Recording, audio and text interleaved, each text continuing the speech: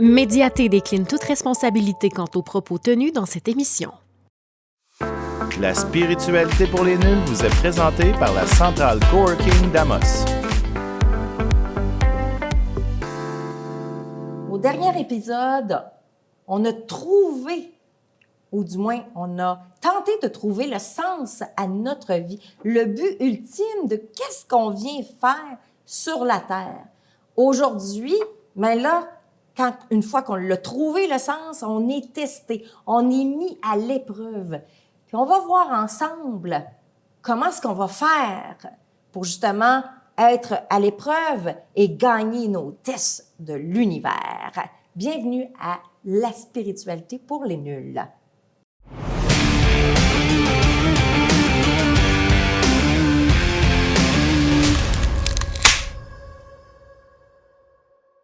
Retomber dans ses vieilles chaussures, c'est un peu ça qu'on va voir aujourd'hui. Puis pour ce faire, j'ai décidé de garder avec moi Marie-Pierre Brien, coach professionnel. Rebonjour à toi. Rebonjour, on va s'amuser avec ce sujet. On va s'amuser, effectivement. On a gardé aussi Stéphane, co-animateur, qui est avec moi, qui amène certains points. Tu sais, des fois, on n'est pas en accord. Une sagesse! Oui, vraiment. Oh là là! Hey, ça, c'est un grand mot là, que tu viens de donner, là. Une sagesse. Comment son ego va-t-il le prendre? Hein? Très bien. Très bien. Ouh, elle était à l'envers. Marie-Pierre, l'univers nous envoie des tests continuellement, des mises à l'épreuve. Alors, c'est de ça qu'on va parler aujourd'hui parce que la semaine dernière, là, on a appris avec un portrait évolutif de notre âme, de notre personnalité, à trouver un sens à notre vie. Puis ça, c'est trouver un sens à notre vie. Hein, on dirait que c'est toute notre vie. Oui. On essaie de trouver notre sens.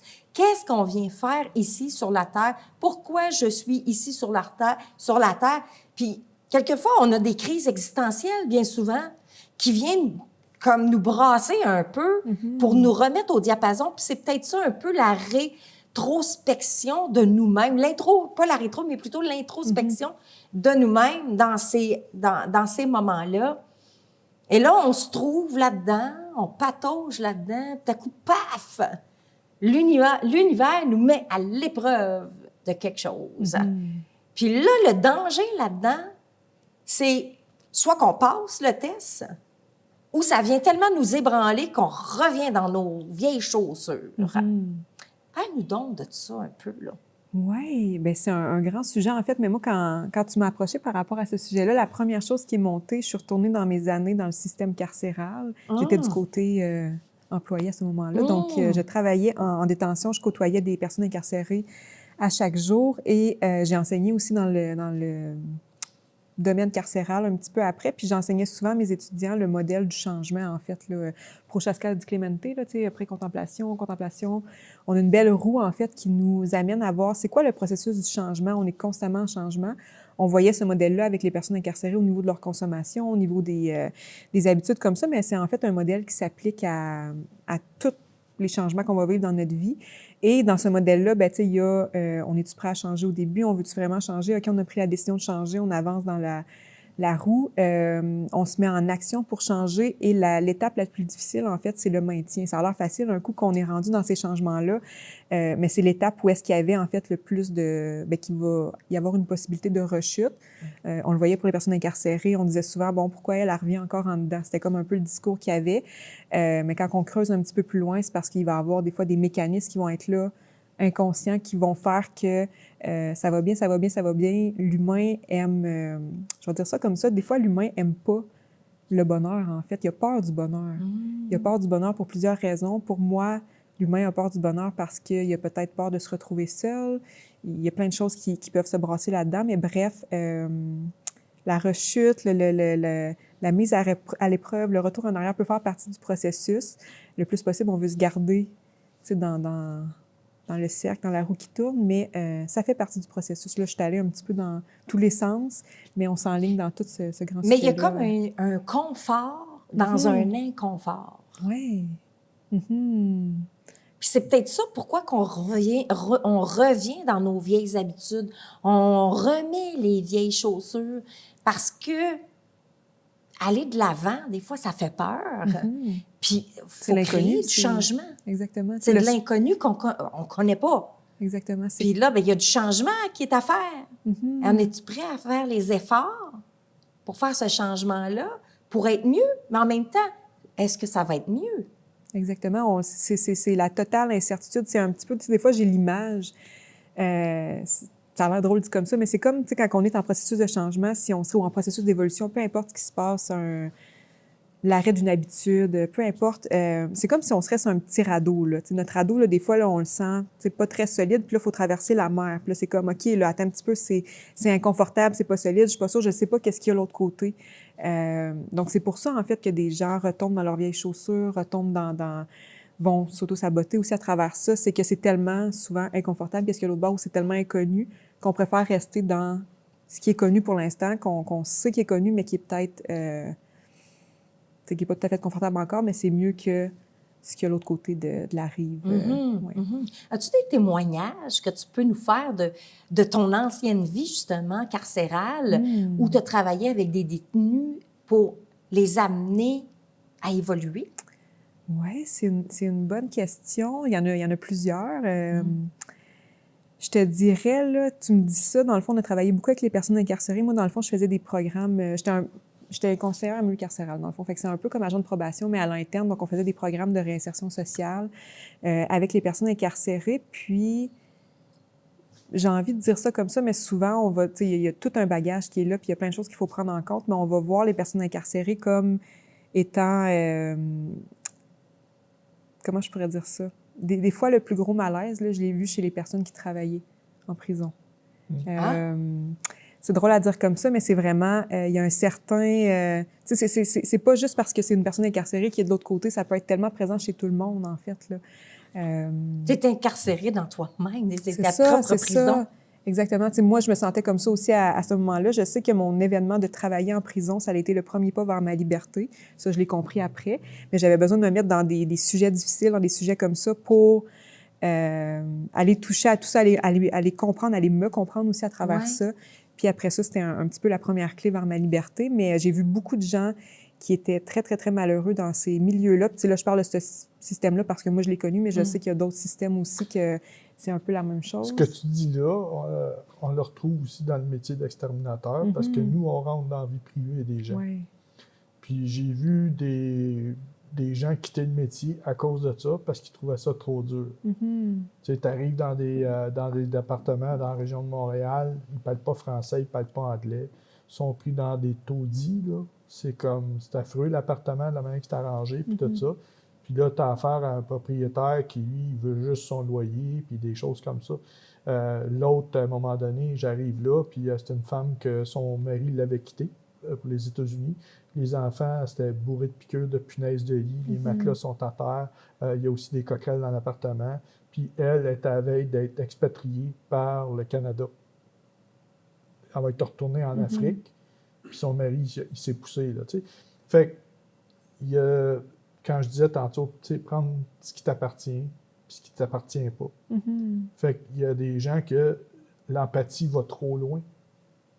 Là, ils sont portés à prendre ça sur eux. Tu sais, à tomber dans tes vieilles pantoufles. Fait que là, ils sont comme, qu'est-ce que je fais? Ça m'est arrivé, moi aussi. J'ai perdu ma job parce que je suis allé trop loin. J'ai voulu aider quelqu'un, justement, qui était dans... Puis ça s'est retourné contre moi. Fait que c'est plate à dire, mais maintenant, quand j'ai du monde qui arrive puis que « peux-tu faire quelque chose pour moi? » ou blablabla, non, je veux garder mon emploi. C'est plate, là, mais j'ai dit, moi, je ne perdrai pas mon emploi pour toi. Là. Je te connais pas, puis etc. Mais si on revient justement à la prison, tu disais tantôt que souvent, tu voyais l'aspect malheureux de la personne, non pas qui était incarcéré, mais plutôt l'autre qui était de l'autre côté des barreaux de prison, on va dire ça comme ça, là, parce que c'est ce qui me vient en tête. Est-ce que tu penses que les gens qui y travaillent se sont bâtis leur propre prison intérieure pour vivre comme ça? Puis là, ils se sont mis dans un état confortable, inconfortable pour eux, de vivre la misère des autres? C'est une bonne question. Puis, tu sais, je dis que j'ai vu des gens malheureux, mais il y en avait aussi qui étaient très heureux, tu sais, avec leur métier. Donc, je sais que moi, tu sais, si je parle de mon expérience à moi, tu sais, moi, je sais que j'avais mon propre système carcéral interne, en fait. Tu sais, il y avait vraiment comme une espèce de... Tu sais, on est constitués, les humains, de... Moi, je vois ça comme ça, un petit peu, l'être humain, il y a différentes parties de toi. Il y a des parties de toi qui sont, en gros guillemets, plus évoluées, d'autres qui sont peut-être plus blessées, qui ont besoin de... qu'on leur donne beaucoup d'amour. Il y a des parties peut-être qui sont peut-être un petit peu comme un juge, d'autres que le directeur de prison, tout ça. Fait que, tu sais, on a tout ce beau système-là à l'intérieur de soi. On peut faire le choix de s'en libérer, justement, du gardien de prison, de le bâtir à notre couleur. Donc, oui, je voudrais pas généraliser non plus, mais tu sais, c'est pour dire que c'est pas juste de l'autre côté des barreaux qu'on trouve des gens, tu sais, qui peuvent être malheureux, qu'on peut classer dans la catégorie des méchants. C'est partout, là, en fait. C'est tout le monde qui... ouais. Moi, je le vois, tu sais, quand on parle de prison, souvent... j'ai rencontré des gens dans une vie de consultation où je leur disais, tu t'es toi-même enfermé dans ta prison. Donc, moi, j'appelais ça une cage dorée. Oui. T'es le petit oiseau qui s'est mis dans la cage dorée. Puis, de temps en temps, il ouvre la porte puis il sort.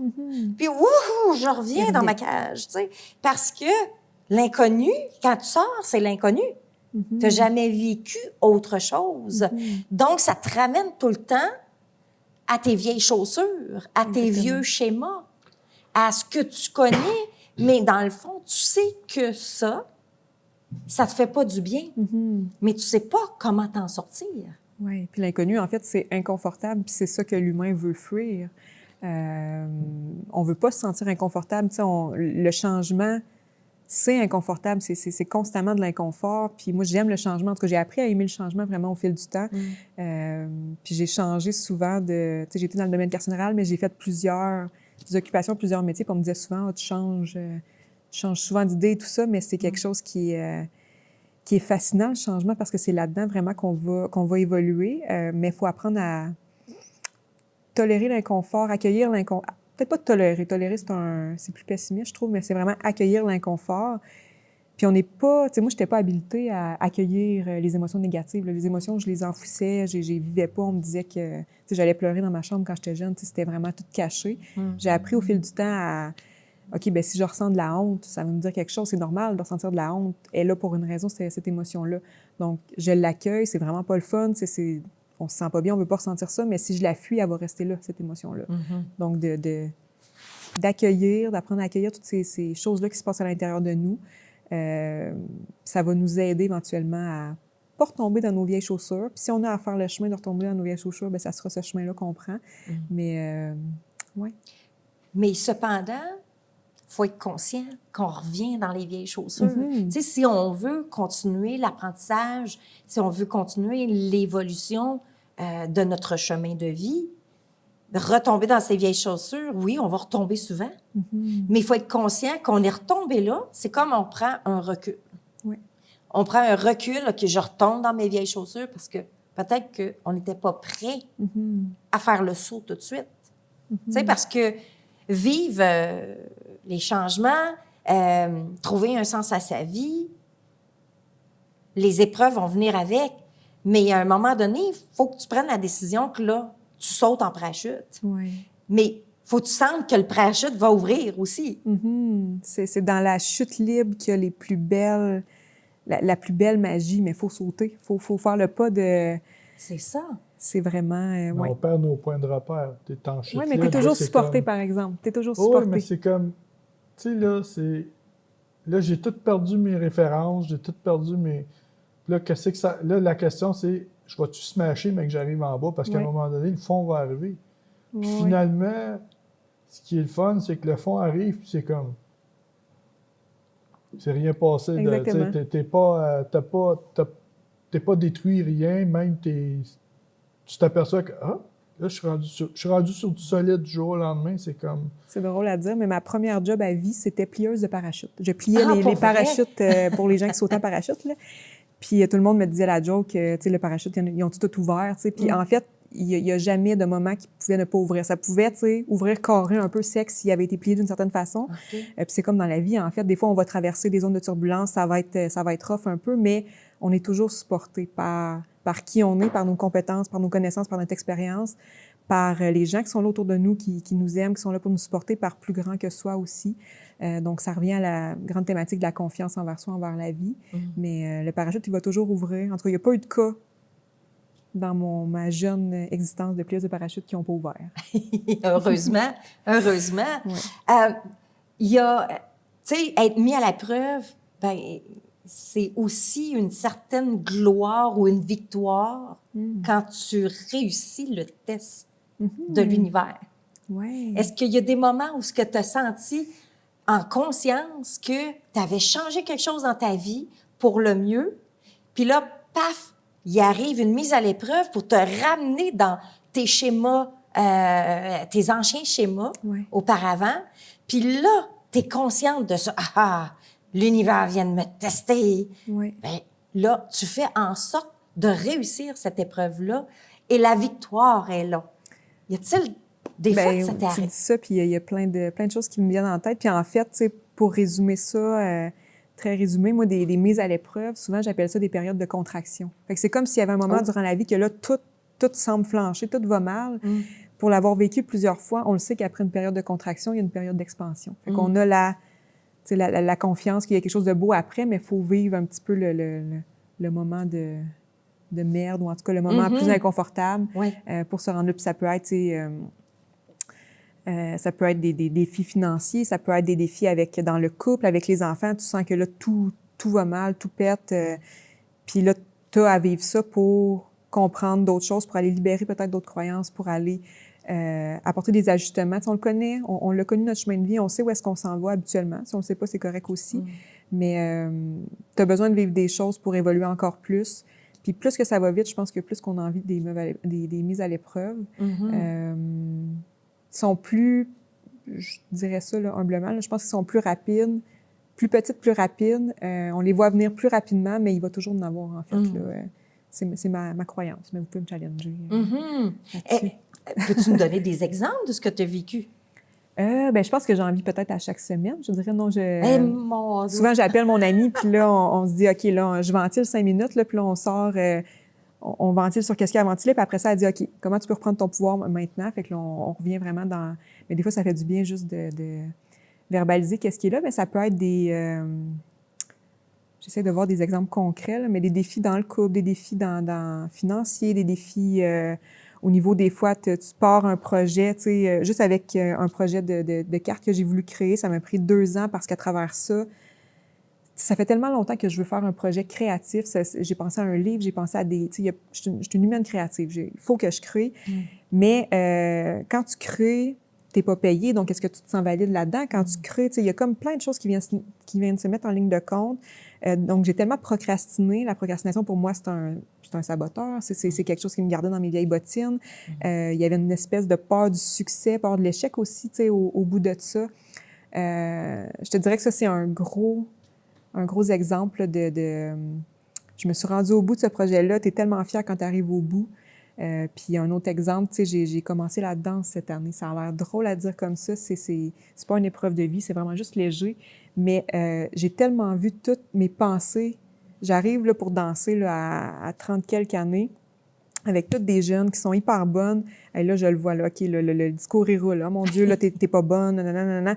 Il y avait personne qui me disait ça, c'était juste moi. Là, fait qu'on les voit toutes les croyances qui sont là, le petit ego qui se met en place. Donc, ouais, je sais pas si ça fait du sens avec ta question. Là, je suis allée dans ma danse, je suis allée dans mes projets de cartes, mais... Mais oui, tout fait du sens. Écoute, tout est parfait. Tout est lié. Les femmes vont ventiler verbalement beaucoup. On a le droit à 5 minutes. Puis après ça, on prend notre pouvoir. Ça peut être plus, là, mais... Les hommes, c'est sûr que nous autres, on va plus chercher... il y en a qui vont jouer au hockey, au baseball. Des fois, ça peut être la télé, ça peut être... Tu sais, là, l'homme aime ça, se retrouver dans sa caverne, comme ils disent. Oui. Puis là, c'est comme, parle-moi pas, là, je suis en train j'ai besoin de, tu sais, là, digérer, autrement dit. Exactement. Les hommes, ça va être plus de cette façon-là qu'on va le faire. Moi, la méditation aide beaucoup, là, aussi. Là, ça, c'est d'arrêter le hamster, là, puis respire. Oui. Puis arrête le hamster. Fait que ça aide énormément.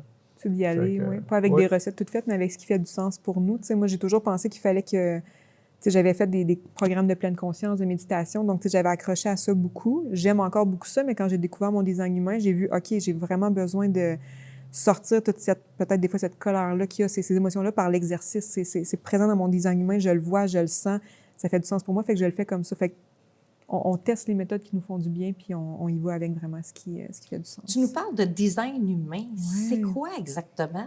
Design humain, c'est vraiment un outil, moi, auquel j'ai accroché. En fait, c'est un outil de connaissance de soi. C'est un système qui regroupe des sciences anciennes, sciences modernes. Donc, ceux qui sont familiers avec l'astrologie, il y a beaucoup de notions d'astrologie là-dedans. Il y a le système des chakras, il y a d'autres sciences anciennes. Avec des notions sur le code génétique, on met tout ça, ça crée une charte. Puis chaque humain a une charte différente. Puis à partir de ça, on peut voir... c'est un outil énergétique, en fait. Fait qu'on voit comment notre énergie est censée circuler dans le monde. On a notre design à nous, on a le design de tout le monde autour. On est un, tout ensemble. Puis ça, en fait, c'est un autre outil de connaissance de soi avec lequel on fait émerger des prises de conscience. Donc moi, j'ai vu vraiment mon type générateur pour moi. J'étais allée lire un petit peu là-dessus. Qu'est-ce que ça voulait dire? OK, ça fait du sens. Fait que maintenant, le générateur, c'est un feeling que je ressens dans mon corps. C'est un feeling que je suis quand je veux faire des projets. Le générateur, lui, il dit oui à des choses qui le font triper. Ça génère de l'énergie, donc on pourra en parler durant 8 épisodes. Mais, donc, c'est un autre outil de connaissance de soi qui est vraiment, vraiment très complet. Là. Intéressant. Stéphane, toi, des mises à l'épreuve dans ta vie, en as-tu vécu? Sûrement. Peux-tu nous donner un exemple? Oui. Toi? Je t'ai mise à l'épreuve. J'ai dit oui, je le veux. Il est chanceux. Je l'ai gardé, imagine, 37 ans ensemble. Wow. Autre que moi. Moi, je suis une mise à l'épreuve à tous les jours. Je le challenge. Ça peut être positif, les mises à l'épreuve. On le voit, si c'est ça, en tout cas. Ça doit être positif, parce que depuis le nombre d'années qu'on est ensemble, écoute, ça doit être très positif. Bien, comme des mises à l'épreuve, on a régulièrement. Mon métier, c'est ça. Tu sais, là, d'être exterminateur ou, tu sais, là, puis même comme professeur, on a des challenges régulièrement. Pourquoi? Parce que chaque élève a sa personnalité. Il faut modifier nos façons d'enseigner pour qu'ils comprennent. C'est la même affaire quand que je vais chez des clients, puis là, il y a des problèmes, tu sais, j'ai des gestions de crise à faire. J'ai des souris ou tu sais, des choses comme ça. Fait que là, tu sais, il faut être capable de rassurer la personne, agir, tu sais, là, d'y expliquer là, tout ce qui voyons, ces façons d'agir qui sont correctes, qui sont pas correctes, qui fait qu'elle a un problème en ce moment de rongeur ou des choses comme ça. Fait que, tu sais, je suis un problem solver, comme ils disent en anglais. Je règle des problèmes. J'ai réglé des trucs que ça faisait 200 ans que ça durait, puis tout ça, tu sais. Fait que c'est des mises à l'épreuve, on en a tout le temps, tu sais. Comment est-ce que toi, tu gères tes épreuves personnelles? Ça me stimule. De gérer tes épreuves personnelles? Ben oui, c'est stimulant. OK. Ça peut être stimulant du côté positif comme ça peut être stimulant du côté négatif. OK. C'est sûr qu'on essaye toujours de revirer le négatif en positif. C'est de dire, OK, qu'est-ce qui se passe avec ça? Pourquoi? Tu sais, fait que, qu'est-ce que j'ai à apprendre de ça? Qu'est-ce que j'ai à évoluer là-dedans? Tu sais, positif, c'est ça qui est le fun, c'est qu'après ça, tu as réussi. Bravo, tu peux te taper, puis tu sais, les gens t'apportent beaucoup, disent « Ah, wow, t'as appelé 50$ de type, t'as réglé mon problème. » Tu sais, c'est ça, je veux dire. C'est drôle de dire que c'est positif, mais en fait, c'est un peu comme si on avait avec l'éveil, avec, je sais pas si avec la maturité, tout ça, cette espèce de pas de recul, de dire « OK, ça, c'est la grande pièce de théâtre de la vie. » Là, il se passe des choses en ce moment. Qu'est-ce que je dois apprendre de ça? Fait que c'est plus... On se retire un petit peu puis on laisse aller nos personnages, là, mais on voit la grande pièce de théâtre, puis il y a toujours des choses à apprendre. Fait que ça soit, souvent, des fois, c'est très, très, très douloureux, mais tout passe, donc... Mais c'est un peu ça, tu sais, c'est bon ce que tu amènes. Tu sais, bon, dans l'autre épisode, auparavant, on avait parlé justement du lâcher-prise et je t'avais dit le détachement, que pour moi, le lâcher-prise, c'est le détachement. C'est un peu ça aussi. Tu sais, quand tu dis « je me vois dans mon personnage », donc ça veut dire que tu t'es détaché de la situation ou de la douleur. Et là, tu mets le personnage qui est en train de vivre la douleur et en arrière de ça, toi, tu as tes yeux qui regardent ce qui se passe, puis tu es en train d'apprendre. Oui, tu es l'observateur témoin de ta vie, puis... Tu as de Donc, l'empathie. c'est moins mais douloureux, me Tu semble. as de l'empathie, mais t'arrêtes ça là, t'embarques pas dedans. Tu sais, là, dans le sens que je comprends ce que vous vivez, etc. Puis... Non, mais là, on parle de toi. Non, toi, je parle de toi, moi. tu Ben, vois. c'est exactement ça. OK. J'ai de l'empathie, Ouais. dans le sens que, bon, je reviens aux gens qui vivaient là, dans le taudis. J'ai de l'empathie. Cependant, ça ne m'appartient pas. C'est pas moi qui vis là. Tu sais, comme un exemple, j'avais un bonhomme qui est pogné avec des punaises de lit. Tu sais, puis là, il n'a pas préparé sa chambre, rien. Fait que là, je suis arrivé, puis je m'excuse, là, mais j'ai lâché un sac, là, tu sais. Fait que là, il pensait que je sacrais après lui, parce que, tu sais, lui, c'est sa perception, il pensait que, tu sais. Fait que là, je suis comme, je me regarde, puis je fais un beau grand sourire, puis je dis, regarde, le grand, c'est pas moi qui vis ici, c'est toi. C'est vrai, c'est lui qui est pogné avec ça. Fait que là, qu'est-ce qui est arrivé? J'ai viré les talons, je suis sorti de la pièce. Là, je peux te dire une affaire, son attitude a changé. Pourquoi? Parce que je ne m'appropriais pas, puis je n'étais pas là pour lui donner de la merde, je n'étais pas là pour le chicaner, je n'étais pas là pour lui dire quoi faire. Moi, je suis ici pour régler le problème, pour t'aider. Mais si tu n'acceptes pas mon aide, tu prépares à rien, tu es en autodestruction, ça t'appartient. Tu sais? Je comprends ce que tu dis, ton point, parce que là, tu t'es détaché Oui. de la situation. Mais je reviens à ma question. C'est, tu vis une situation. C'est toi, personnellement, qui vis une situation. Et là, comme justement Marie-Pierre, écoute, Marie-Pierre, j'ai Cathy dans la C'est tête parfait. et je ne sais pas pourquoi. Son énergie est encore ici. C'est parfait. Alors, on se voit dans le personnage qui est en train de vivre la douleur, mais on se détache du personnage pour l'observer. Donc, ce que j'apporte ici, et c'est ce que je demandais, c'est est-ce que c'est moins douloureux le fait de se détacher, de le regarder, d'apprendre au travers de l'expérience du personnage pour ensuite intégrer la matière?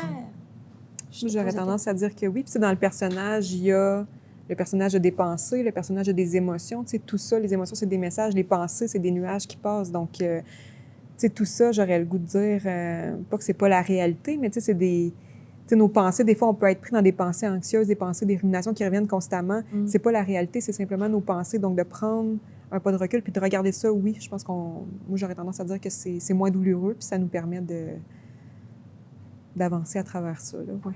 Ça nous permet d'évoluer. Ouais. D'évoluer peut-être un peu plus facilement quand on est dans l'observation et dans la conscientisation, de la conscience, de la pleine conscience de ce qui est en train de se passer, puis se détacher de notre personnage, parce que c'est un peu Ben, ça, c'est hein? ça, c'est de prendre un break de ce qui se passe, prendre du recul, puis d'être dans le cœur, de ne pas être dans les C'est émotions, de ne pas être nécessairement dans le rationnel pour être dans l'ego puis justifier. C'est toujours la réponse. Moi, quand j'ai des amis qui m'appellent, ils ont ventilé un petit bout. Après ça, bon, tu reprends ton pouvoir et tout ça. Souvent, on se rend compte, tu sais, on est dans l'ego, on est dans le contrôle. Bon, reviens dans le cœur, là, qu'est-ce que tu ferais dans le cœur? Et c'est toujours la réponse. Donc, C'est comme la Écoute, phrase. je suis obligée de te couper, Non, Stéphane, la phrase. c'est fini. Ça t'a-tu soulagé d'en avoir parlé? mais ça n'a rien changé, puis ça n'a rien amené de bon, mais ça m'a soulagé un temps, on va dire. Merci à vous deux. Merci C'est beaucoup. déjà la fin. C'était vraiment intéressant. Alors, j'espère que vous avez pris des notes à la maison, beaucoup, beaucoup de notes. Nous, la semaine prochaine, on se voit pour un autre épisode. On continue notre quête. Moi, je suis en train d'apprendre beaucoup. J'accueille et j'accepte ce qui arrive aujourd'hui dans le parfait, qui tout est parfait finalement, dans l'imparfait.